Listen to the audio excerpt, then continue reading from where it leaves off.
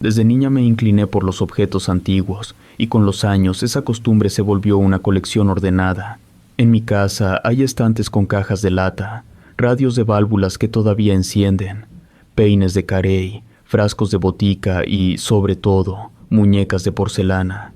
Las reúno con paciencia, anoto sus rasgos, mido la altura, registro el estado de las articulaciones y de la pintura de las mejillas. Me gusta limpiarlas con un paño suave y dejarlas en vitrinas cerradas, lejos del polvo.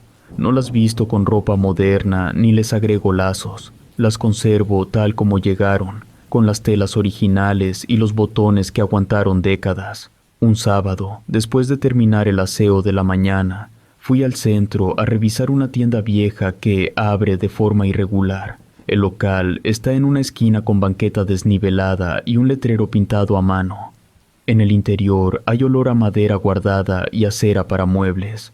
Reconozco al anticuario por la forma en que mueve los objetos sin apuro y por la libreta donde anota precios que luego corrige.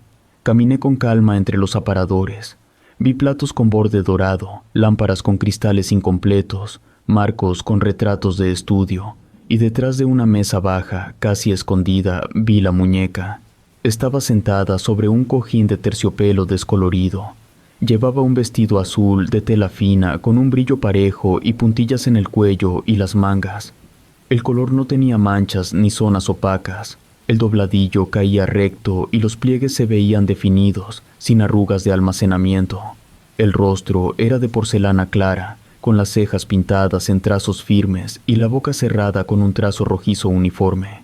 El pelo, de fibra antigua, estaba peinado hacia atrás con raya al centro y sujeto con alfileres diminutos. Las manos tenían dedos completos, sin golpes ni pérdidas de esmalte. Los zapatos eran de cuero azul con hebilla pequeña y suelas sin marcas profundas. Me llamó la atención la limpieza del conjunto. No era el aspecto de una prenda recién planchada, pero sí el de una tela que no conocía polvo reciente. El anticuario se acercó cuando notó que la miraba con detenimiento y me dijo, con ese tono que usa cuando quiere que uno sepa la procedencia, que era una pieza única. Aseguró que la trajo de una casa cerrada durante años en un barrio antiguo y que el vestido nunca se había lavado. Explicó que la familia dueña no la usaba para juego, sino como adorno de sala, y que por eso conservaba la forma del almidón original. Dijo que el precio era alto por el estado de la tela y por la porcelana sin restauración. Mientras hablaba, yo pasaba el dedo por el borde del cuello para sentir la rigidez del encaje. No noté desprendimiento de hilos ni olor a humedad. Decidí comprarla. Pedí que no la envolviera en plástico porque a veces la estática levanta fibras de la peluca, y preferí una caja de cartón con papel de seda. El anticuario colocó algodón alrededor del rostro para que no golpeara durante el traslado, y me entregó un recibo con fecha y una nota de origen abreviada. Caminar con la caja no fue difícil. El peso era equilibrado. En el trayecto pensé en la vitrina de mi habitación y en el espacio que había dejado la semana anterior al reacomodar las demás. Al llegar a casa, subí la caja con cuidado. Abrí la vitrina grande que está junto a la cama. Es de vidrio por los 4 lados y tiene 2 repisas de madera con soportes que aseguran la posición. Coloqué la muñeca en la repisa del medio, entre una alemana de cara redonda y una francesa con cuerpo de composición. Ajusté la base con 3 topes de fieltro y verifiqué que los zapatos quedaran firmes. Cerré la puerta de la vitrina y limpié las huellas con un paño. El reflejo del vidrio mostró el azul del vestido más intenso de lo que se veía bajo la luz del pasillo. Me quedé un momento observando la línea de las pestañas pintadas y la dirección de la mirada que parecía fija hacia el frente. Tomé 2 fotografías para el registro y anoté en mi cuaderno la altura, el color del iris, el tipo de costura del cuerpo y el estado de la articulación del cuello.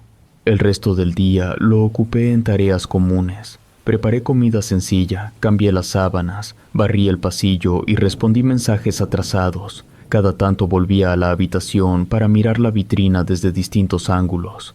No vi cambios. El vestido se mantenía sin pliegues nuevos y la peluca no soltó fibras. Cerré las cortinas al atardecer para que la luz no pegara de frente. Revisé la cerradura de la vitrina y confirmé el clic del imán en la puerta. Esa noche me acosté temprano. Apagué la lámpara del buró y dejé encendido el foco pequeño del pasillo, como acostumbro para ubicarme si me levanto a medianoche.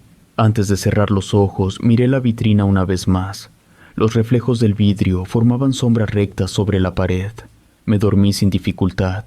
Me desperté de madrugada para ir al baño.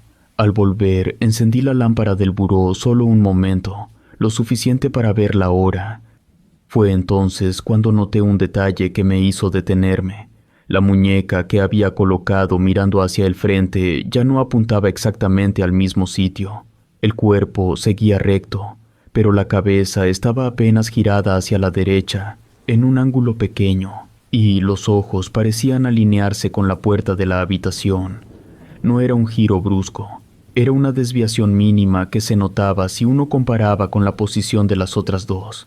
En ese instante pensé que yo misma la habría movido sin querer al limpiar el vidrio por fuera, o que los topes de fieltro no la habían fijado lo suficiente y la vibración de la calle habría hecho el resto. Abrí la vitrina para revisar. Toqué apenas la base y comprobé que estaba firme. Volví a enderezar la cabeza, apagué la lámpara y me acosté.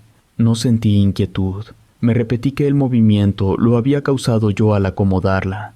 Aún así, antes de quedarme dormida, me propuse verificarla a la mañana siguiente con luz natural y tomar nuevas fotografías para comparar. Cerré los ojos con la idea simple de tratarlo como cualquier ajuste de inventario. Revisar, anotar, corregir la base y seguir con la rutina. No hice nada más. Me dormí con la puerta cerrada, la vitrina asegurada y el silencio habitual de la casa. Durante los días siguientes, noté detalles que al principio me parecieron simples fallas de memoria. La muñeca del vestido azul seguía en la vitrina, pero cada vez que la observaba parecía tener un aspecto distinto. El primer cambio fue en el cabello.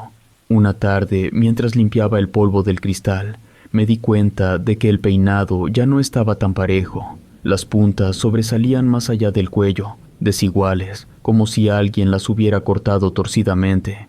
Pensé que la peluca se había soltado, pero al revisar por dentro los alfileres seguían fijos. Tomé una foto nueva para comparar con la anterior. En la imagen el cabello era más largo, aunque no mucho, solo lo suficiente para notarse.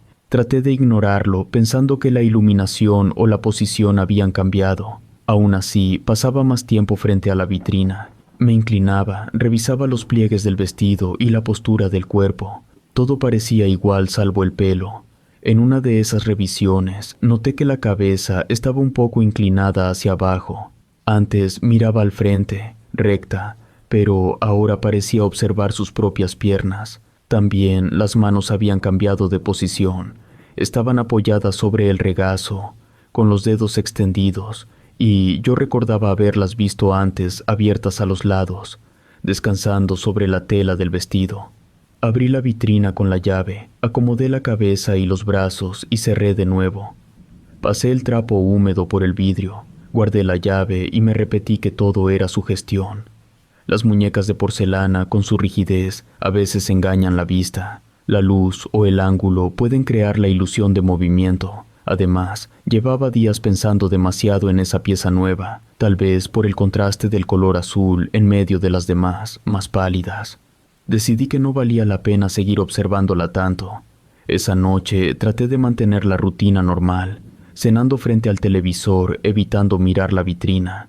Me metí a la cama temprano con un libro para distraerme. La casa estaba en silencio, salvo el ruido del refrigerador y el viento que movía las ramas del patio. Leí por un rato sin pensar en nada, hasta que escuché un sonido leve. No era fuerte, apenas un golpeteo seco, rítmico, que provenía del pasillo. Al principio pensé que era el reloj del comedor, pero el sonido era distinto, más irregular, como si algo golpeara el piso de madera en intervalos cortos. Apagué la lámpara, esperando oírlo mejor. Se repitió 3 veces. Era un ruido suave, casi húmedo, como si unas suelas pequeñas pisaran con cuidado. Me levanté, tomé la linterna del buró y caminé despacio hacia la puerta. El pasillo estaba oscuro, iluminado solo por la luz débil del foco del baño. Avancé unos pasos sin hacer ruido. El sonido se había detenido. Miré hacia la sala y luego hacia el comedor. Todo estaba en su sitio. No había corriente de aire ni objetos caídos. El reloj marcaba las 11:30. Me asomé por la ventana que da al patio y no vi movimiento. El silencio era completo. Cuando regresé a la habitación sentí una corriente de aire más fría. No provenía de la ventana que seguía cerrada. Al acercarme a la vitrina noté algo que me detuvo en seco. El cristal delantero estaba empañado desde adentro. La superficie mostraba una capa delgada de vaho, como si alguien hubiera respirado muy cerca del vidrio. Dibujaba un círculo irregular justo frente al rostro de la muñeca.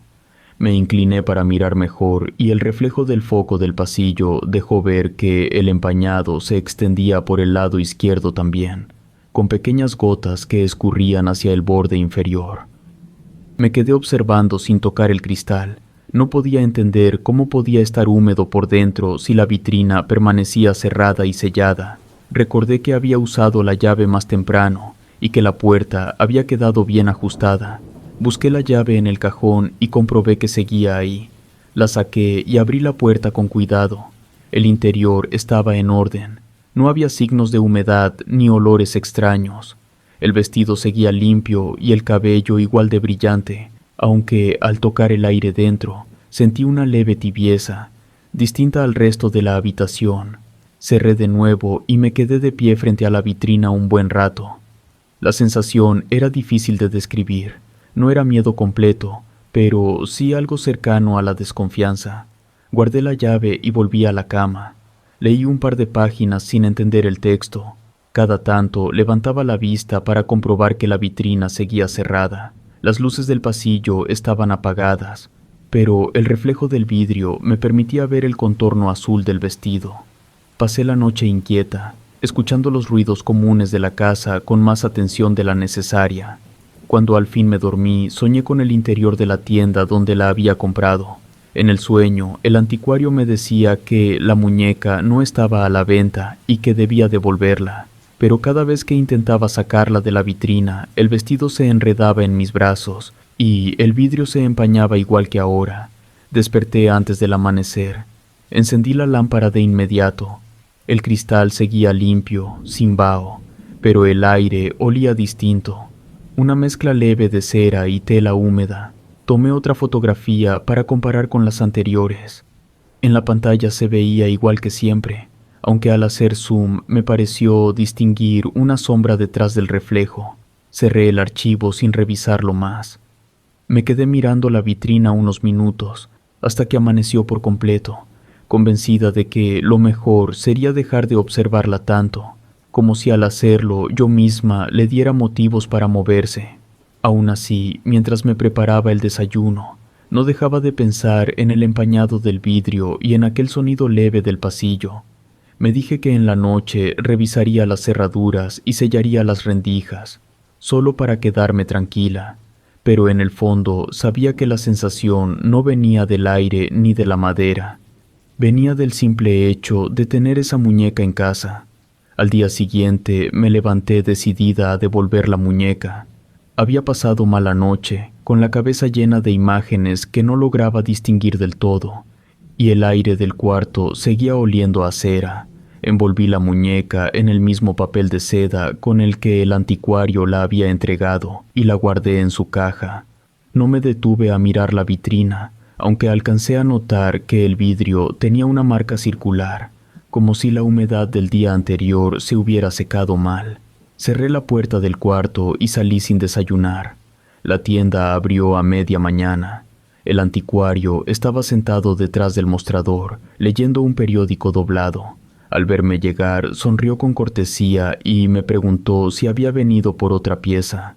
Le expliqué con calma que quería devolver la muñeca. Le dije que algo no estaba bien con ella, que desde que la compré no dormía bien y que prefería no conservarla. El hombre me escuchó sin interrumpir. Solo movía los dedos sobre el borde del mostrador. Cuando terminé, me preguntó si el vestido seguía limpio. Asentí. Me respondió que entonces no había motivo para la devolución, que la pieza estaba completa y en perfecto estado. Insistí. Dije que no se trataba del estado físico, sino de algo más, de una sensación. Él bajó el periódico y me miró fijo. Me dijo con voz pausada que esa muñeca no tenía reembolso y que, cuando uno lleva ciertas cosas a casa, debe dejarlas donde las pone. Agregó que moverlas solo complica las energías de quien las toca. No me gustó su tono. Sentí que me estaba advirtiendo, no explicando. Le pedí que al menos la recibiera de vuelta como donación, que no quería el dinero, solo deshacerme de ella. Dijo que no podía hacerlo, que la tienda no aceptaba devoluciones de piezas antiguas por supersticiones personales. Guardó silencio un momento y después añadió que si la había comprado era porque algo de ella me había llamado y que en esos casos lo mejor era aceptar el vínculo y no pelearlo. Sus palabras me incomodaron. Tomé la caja con firmeza y salí sin responder. El sonido de la campanilla de la puerta me siguió hasta la calle. El trayecto de regreso me pareció más largo. La caja pesaba más que el día en que la compré, o eso creí. No la abrí. Al llegar a casa, antes de abrir la puerta, sentí un silencio distinto. No era el silencio común de una casa vacía, sino uno que se siente en el cuerpo, como si el aire pesara más. Dejé las llaves sobre la mesa y avancé despacio. El reloj del pasillo estaba detenido, aunque la noche anterior funcionaba bien. Subí las escaleras con la caja en brazos. A mitad del tramo noté un resplandor suave viniendo del piso de arriba. Era una luz cálida, parecida a la de mi lámpara de buró, pero yo recordaba haberla apagado. Me detuve unos segundos y escuché. No se oía nada, ni pasos ni ruido de la calle. Seguí subiendo. Al llegar al pasillo superior, la puerta del cuarto estaba entreabierta. La luz salía por el borde. Empujé despacio y la lámpara seguía encendida, pero la vitrina estaba vacía.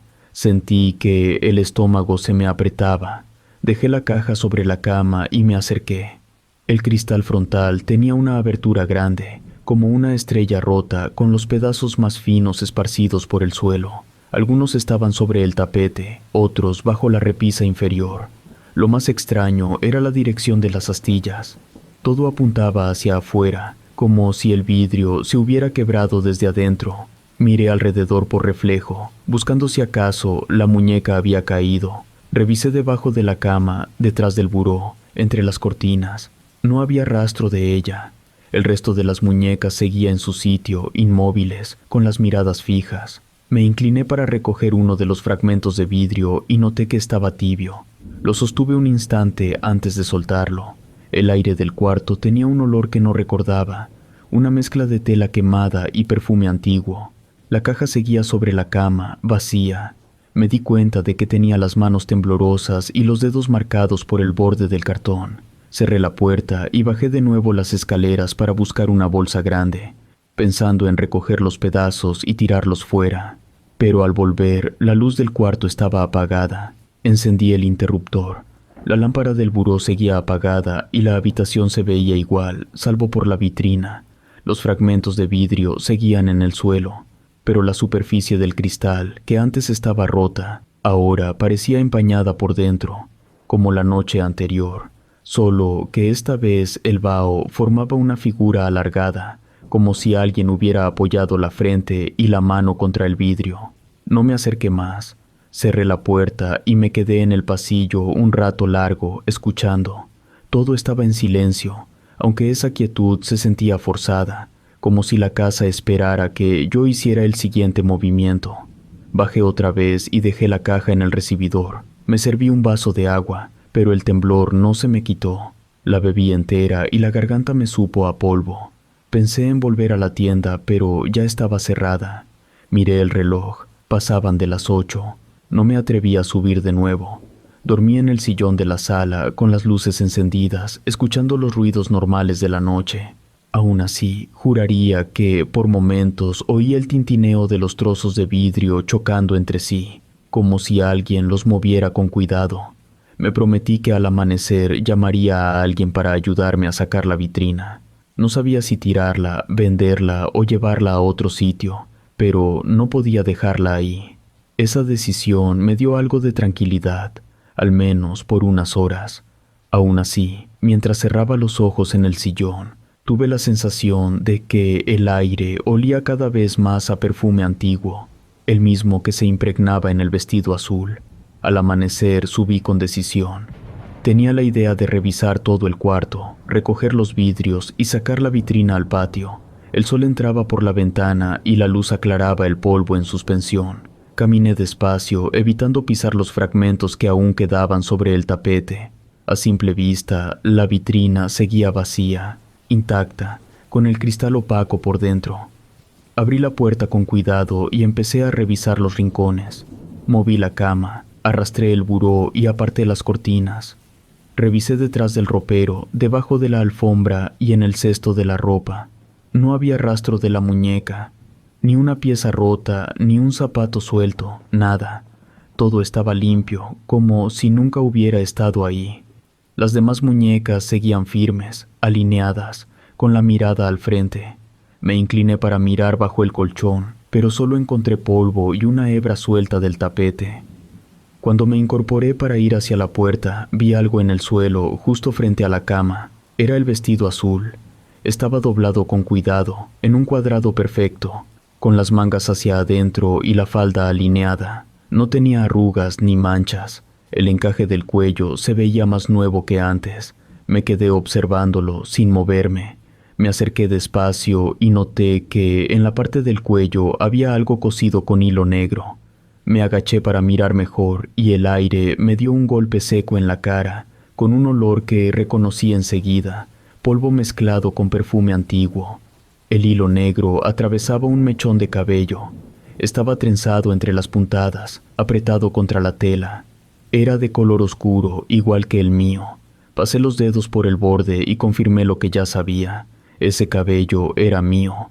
La textura, el grosor, incluso el largo. No había duda. Recordé que en los últimos días, al cepillarme, había notado huecos en la parte de atrás de la cabeza, como si el peine arrancara más de lo normal. No le había dado importancia pensando que era estrés. Me quedé arrodillada frente al vestido, sin tocarlo. El aire del cuarto cambió, más pesado. No se movía ninguna cortina, pero el olor se intensificó. Era el mismo aroma que sentí la noche que traje la muñeca, una mezcla de cera, tela húmeda y algo dulce que se colaba por la garganta. La vitrina detrás de mí comenzó a empañarse otra vez. Escuché el sonido leve de un vidrio crujiendo, como si una presión interna lo empujara desde adentro. No quise voltear, me concentré en el vestido. A medida que lo miraba, tuve la impresión de que las costuras del cuello se tensaban, como si el hilo estuviera fresco. No había viento, pero la tela se movía apenas, con un vaivén suave. Retrocedí sin dejar de mirarlo hasta quedar cerca de la puerta. El piso crujió bajo mis pasos y el sonido retumbó en el silencio. Salí del cuarto sin cerrar por completo. Bajé las escaleras con el corazón acelerado. Me serví un vaso de agua, pero el sabor era metálico, como si el polvo se hubiera metido en la tubería. Al llegar al pasillo, la puerta del cuarto estaba entreabierta y dentro ya no se veía el vestido en el suelo. Me asomé con cuidado. La vitrina estaba limpia, el cristal sin empañar. No había nada tirado. Caminé hasta la cama, moví las sábanas, miré debajo. Todo en orden. Cerré las cortinas y bajé de nuevo, pero la sensación de que alguien respiraba detrás de mí no se fue. Decidí no dormir ahí. Esa misma tarde cambié la ropa de cama, limpié la vitrina y cerré la puerta con llave. Dormí en la habitación de invitados, con la lámpara encendida.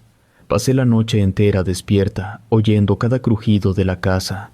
A medianoche escuché un sonido leve, el roce de tela arrastrándose sobre el piso, subiendo por el pasillo. No me atreví a moverme. Desde entonces no volví a entrar al cuarto. Lo mantengo cerrado. No dejo que nadie lo limpie ni abra las cortinas. Cada mañana, al pasar frente a la puerta, escucho el mismo sonido, un roce suave que va de un extremo a otro del piso, como si una falda larga se deslizara lentamente por la madera. No es continuo, aparece solo cuando me detengo. Ya no intento buscar explicaciones. Sé que la muñeca no desapareció, solo cambió de forma. El vestido sigue ahí adentro, moviéndose despacio. A veces el olor a perfume antiguo sale por la rendija, y si acerco la mano puedo sentir una corriente tibia que se escapa, igual que un suspiro. Desde aquel día no duermo en esa habitación, ni de noche ni de día. Nadie más la ha visto, pero yo sé que el vestido azul todavía se mueve dentro, rozando el piso, esperando que vuelva a abrir la puerta.